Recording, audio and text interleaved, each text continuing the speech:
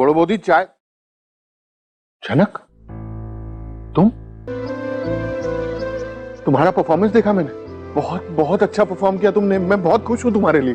और कहीं ना कहीं झनक को ये बात भी याद है कैसे अनी ने झनक से ये हक भी छीना था।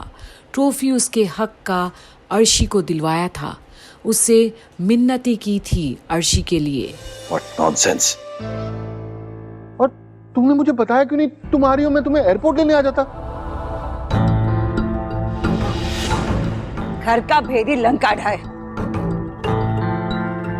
देखिए आपके विभीषण भाई को। बकवास बंद करो और जाओ अपने कमरे में। किसी को तुम्हारा भाषण नहीं सुनना यहाँ पे। भाषण?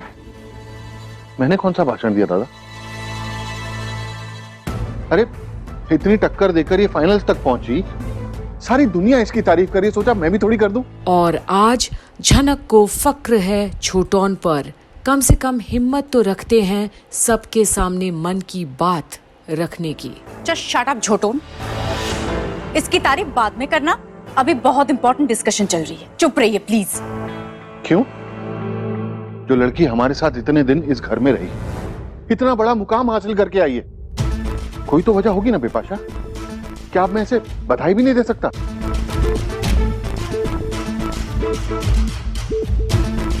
छोटोन, मैं ना आपके सामने हाथ जोड़ रहा हूं। जिस चीज की आपको समझ नहीं है ना, उन सब में मत बोला कीजिए।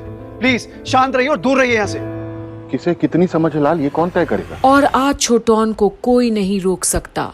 उसके सामने वो लड़की खड़ी है जिसकी वो बहुत इज्जत करता है, और उसका बलिदान भी नहीं छुपा है जो वो घर वालों के लिए की थी। एक मेड बनकर रही थी अन्नी से शादी होने के बावजूद।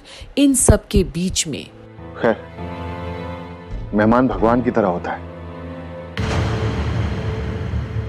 उसे दरवाजे पर खड़ा नहीं रखते। आओ जनक, बैठो तुम। खबरदार!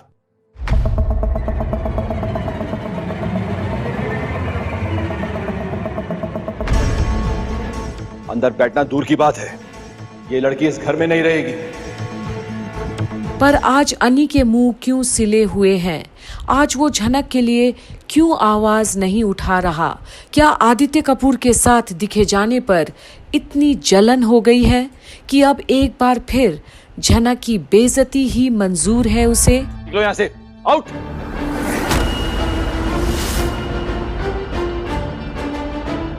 हाँ, इस लड़की के लिए इस घर में कोई जगह नहीं है। और तुमने सुना नहीं अनी ने क्या कहा? वो तुमसे कोई बात ही नहीं करना चाहता है।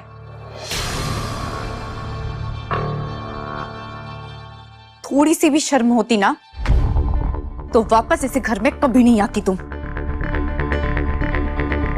शर्म और इस लड़की को। अर्शी ने हमें तुम्हारी सारी रिपोर्ट दे दी है।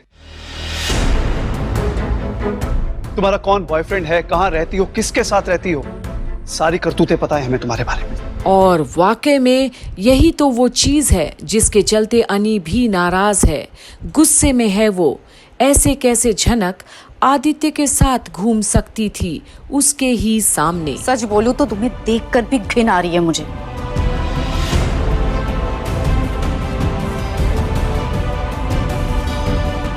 इसे कोई फर्क नहीं पड़ता, ठीक है ये।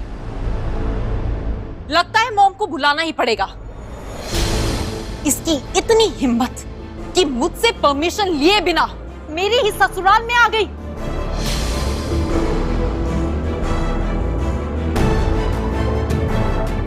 जनक, जब मुंबई में थे तब तुम्हें अपनी जरूरी बात याद नहीं आई? हर्षी दीदी तब पता नहीं था, और जैसे ही पता चला फौरन आ गई कोलकाता में सब सच बताने। क्या पता नहीं था? अनी की तरफ क्या देख रही हो? बताओ, क्या पता नहीं था? क्या बात है? और अब जहां अनी भी चौंक तो रहा है कि ऐसी क्या बात है जो झनक बताने आई है मुंबई से कोलकाता। झनक देखती है अनी की ओर। क्या उसके सरजी में हिम्मत है सच सुनने की, या सच को ही झुटला देंगे उसके सरजी? देखते रहे और बने रहिए हमारे साथ। यही कंप्लीट बॉलीवुड पर, जहां पर हम आप तक पहुंचाएंगे झनक की सच्ची और असली कहानी, जिसे स्वीकारना थोड़ा मुश्किल तो होगा अनिरुद्ध बोस को, पर उसे नहीं पता कि झनक उतनी भी कमजोर नहीं जितना वो समझ रखा है उसे। कमेंट करना ना भूलिएगा यही कंप्लीट बॉलीवुड पर।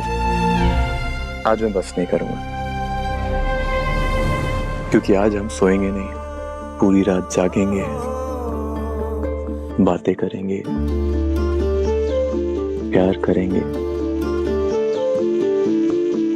क्या वो तुम शर्मा क्यों गई? पति हूं ना मैं तुम्हारा। उसी दिन मंदिर में बन गया था।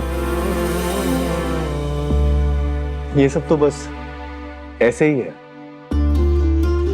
असली शादी तो हमारी उस दिन हो गई थी।